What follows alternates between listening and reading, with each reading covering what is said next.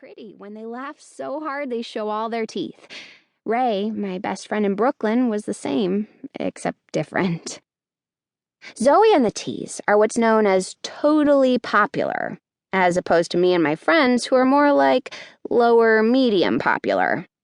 Those are both actual classifications that people use here, according to Fee, who keeps track of things like that because she is really serious about popularity and how to attain it. She's so serious that she offers me information about popularity when I don't even ask for it, and actually don't really want it because all of her information can be summed up in 3 words and 1 contraction. We're not very popular.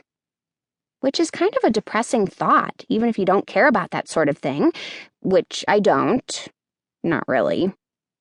I mean, I definitely didn't care about it when I went to a huge school in Brooklyn, and Ray and I were in our own happy little clique that consisted of the 2 of us and every single character in Tilda's Realm, which is otherwise known as the best fantasy series ever written. It is also unfortunately known as a nerd identifier. Fee taught me that too, and thank goodness she did, because people in this picket-fenced Apple town have a zero-tolerance policy for nerd behavior. Even if the rest of the world is starting to realize that nerds will inherit the earth, which, by the way, is printed on my favorite t-shirt, one that I will never wear again because that would expose my secret identity, I don't think Treepan's Grove ever got the memo. Their philosophy is more like preppy equals popular. Nerds need not apply. This worried Ray and me when we were doing online reconnaissance before I moved. They're like cyborgs, she said, leaning closer to the screen of her laptop to study a picture of a middle school picnic on the town website. Everyone's so sporty and preppy, but not like ironically preppy, just preppy. She looked at me then, her face serious. Don't let them change you, Hattie.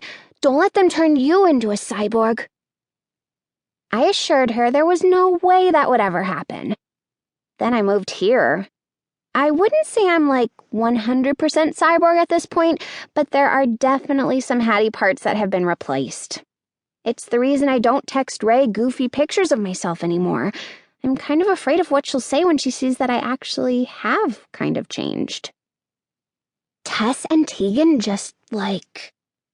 I start to explain to Fee and Celeste, trying to find a way to put into words how their simple movement of abruptly standing up and leaving Zoe sitting alone in the middle of the cafeteria, her mouth full of orange cracker goo, was one of the most heartless things I'd ever seen. They just, like, abandoned her. Fee does a little gasp. Really?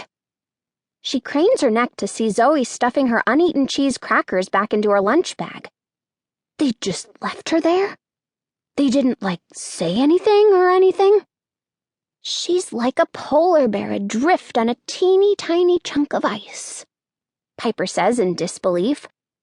Yeah, an evil polar bear who pretty much deserves it, Fee adds. Piper wrinkles her nose for a split second, making all of her freckles smush together into the shape of a stepped-on blueberry. That was mean, Fee. Fee huffs, still watching Zoe. I'm mean.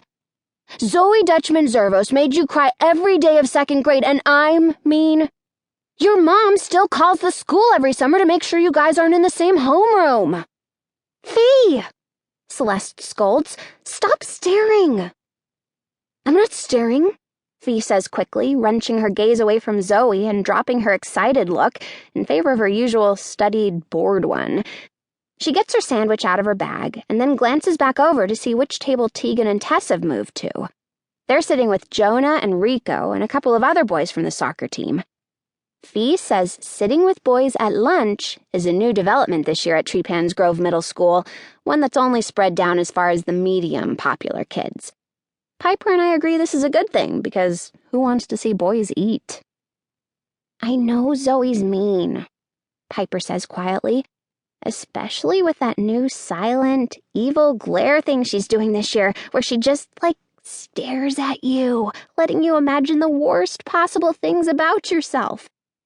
She shudders. That's just some evil mind magic right there.